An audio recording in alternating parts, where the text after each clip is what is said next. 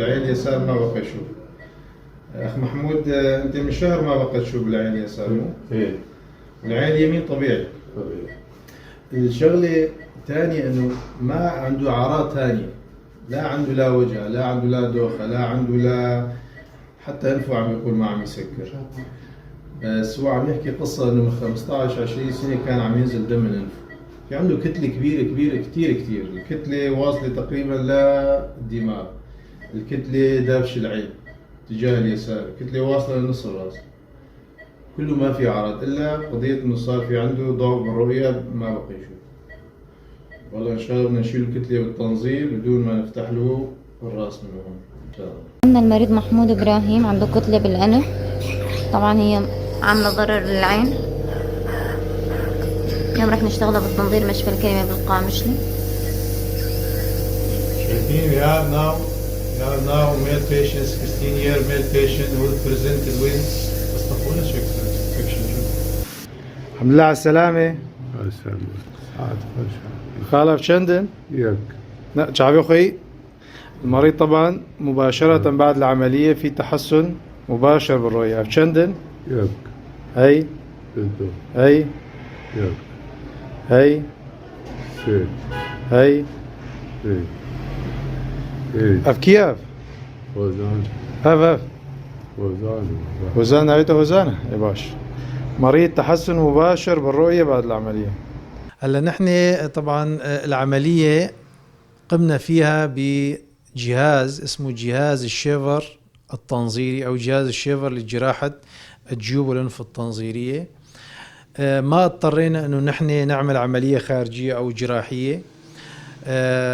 طبعا بدي اتقدم بالشكر للدكتور عنتر ابراهيم اخصائي الجراحة العصبية اللي شارك معي بهي العملية. وطبعا انا كمان اتشكر الدكتور احمد سدو يلي اشرف على وضع العين ووضع العصب البصري. توفقنا بهي العملية، عملنا العملية لمدة تقريبا شي 3 ساعات كلها طبعا تنظيرية.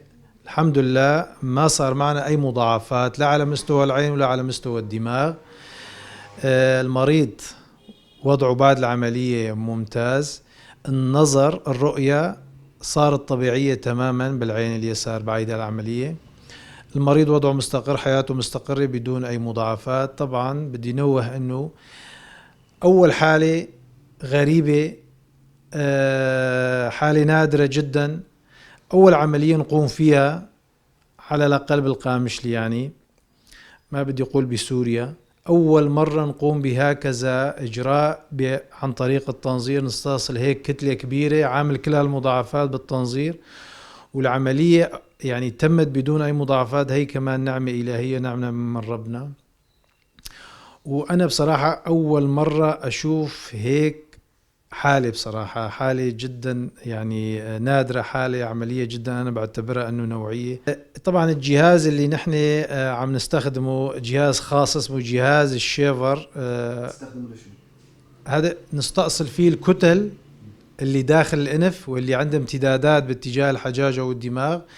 هذا الجهاز خاص لإجراء هاي العمليات، لأنه بدون هذا الجهاز لا يمكن إجراء هيك عمليات، راح تكون مضاعفات خطيرة جدا على مستوى العين والدماغ. هذا جهاز آمن جدا، جهاز دقيق جدا، جهاز هو ألماني الصنع طبعا اللي نحن عم نشتغل فيه، اسمه الشيفر ديبرايدمنت أو جهاز الشيفر التنظير. ما عم بيشوف بالعين اليسار، طبعا راح على طبيب العينية، طبيب العينية بعثوا على الشام، بالشام صور بالرنين طلع في عنده كتلة كبيرة.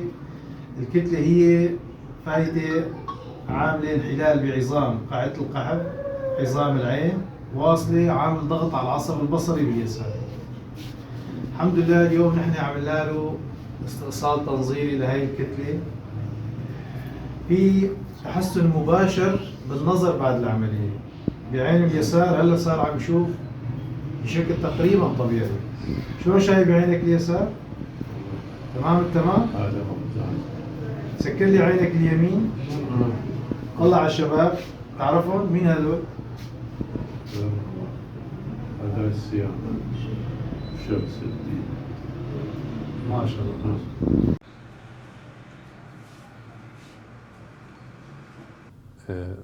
Küçük bir هوار خوشتغلی لایا پیوه ای اصحابم اوجی به هوار خوشتغلی یکی حسکی و خود جامعه هات استقبال ما کرد ما راوی آوا و امبرن و جهاز ناری گفت خود اجی ای اصحابم از نهاد خوازم تحتور که از پیرداد کمی بگو از خبرت بستی ما چروی چای گولا کیس مخاطی لدوی صورت گیده جیر لازم بگو ام تاکید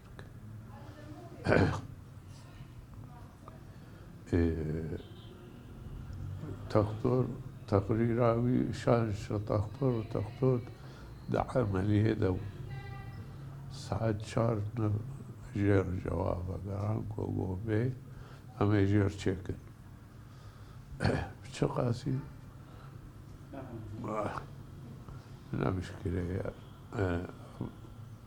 اما تشيكن مش كشكر قول دكتور انت بشتغل كاز من رعاية انا دوسي ما يبقى كاز رعاية بيستني ولا بيشتغل مش كشكر قول باعتبار قول اجديبنا ورب مقدي بابي من وربي ازيبين وفاي تختور الجماعي وجهاتي تختور حسين جهاتي حسين عثمان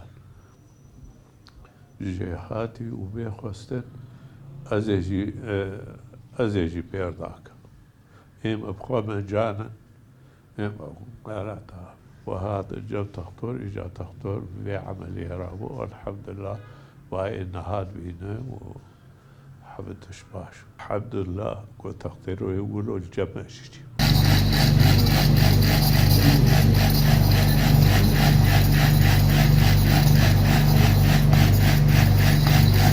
برين بالسيشن برين بالسيشن هذا هو التصالب البصري هذا الابيض من اليسار الى اليمين هذا عصب اليمين هذا هو عصب اليمين تصالب بصري اوبتيك كيازم اوبتيك نير سكشن كله مكشوفه كله ما في عظم عندنا شريان السباتي هذا هو شايفين شريان السباتي هذا هون يطلع منه الثقبه هي الفريم مالهم. بالنسبة للسيد محمود إبراهيم أنا بيسعدني أنه أكون جزء من فريق العمل الطبي اللي أشرف عليه لأنه هو اتشخص له ديرمويد كيسة جلدانية. هلا هي صعوبة العملية اللي هي تعتبر نوعية جدا بالمنطقة هو بموقع الآفة لأنه بالعادة الديرمويد بيكون يعني إما على الحافة الوحشية عند الحاجب أو عند جذر الأنف بجانب جذر الأنف. فهي صعوبة العملية هي بموقعها لأنه هي كانت موجودة ضاغطة على العصب البصري بمحل خروجه من الحجاج. فكان العرض الأول للمريض هو نقص رؤية يعني عمليا كان عم لايت بيرسبشن يعني فقط إحساس بالضياء.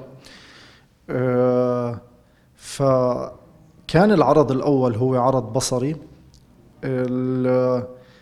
بمجرد استئصال الآفة بهمة الشباب طبعا الدكتور حسين عثمان والدكتور عنتر إبراهيم يعني تقريبا تراجع تحسنت القدرة البصرية بالأحسن عند المريض بشكل فظيع جدا.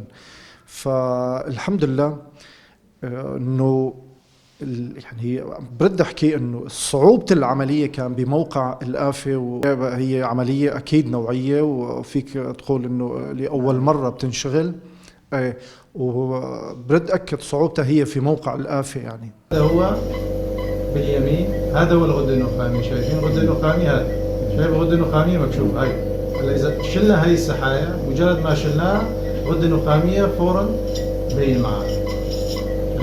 مريض عمره 70 سنة العرض الوحيد اللي عنده تدني قدرة بصرية باليسار وبعد فترة عمى. راجع طبيب عينية من الناحية العينية ما كان في شيء. راجعنا صورناه رنين مغناطيسي طلع عنده آفة بالجيب الوتدي آفة كبيرة بصراحة شكينا أول شيء يكون ورم. كانت آفة كيسية وحطينا احتمالات يكون ورم أو يكون كيسة سليمة أو قيلة مخاطية أو بنسميها كيسة نظيرة جلد. طبعا المريض راح الشام بعد فترة، وبعدين رجع لعنا، عملنا له نحن عملية هون، عملها الدكتور حسين بالتنظير وبحضوري أنا وحضور الدكتور العيني أحمد سدو. دكتور حسين عثمان مشكور عمل العملية، عملية حلوة كتير. كان وجودنا ضروري لأنه بصراحة كانت الآفة مخربة لقاعدة القحف، ونحن شكينا أنه يكون في يصير معنا نزع الدماغ الشوكي، وقتها ممكن نحتاج لتداخل عبر القحف. العملية صارت والحمد لله طبعا بفضل الله صارت بيسر وسهولة بدون أي اختلاطات. المريض صار يشوف وتراجعت المشكلة العينية، ومن الناحية العصبية ما صار في أي اختلاط، والمريض بنفس اليوم تخرج لأنه العملية كانت بالتنظير. والدكتور حسين عثمان الله يعطيه العافية أبلى بلاء حسنا، وعملية كانت ناجحة كتير، وهالعملية كتير نادرة وبصراحة يعني ما بنشوفها كتير خاصة بمناطقنا.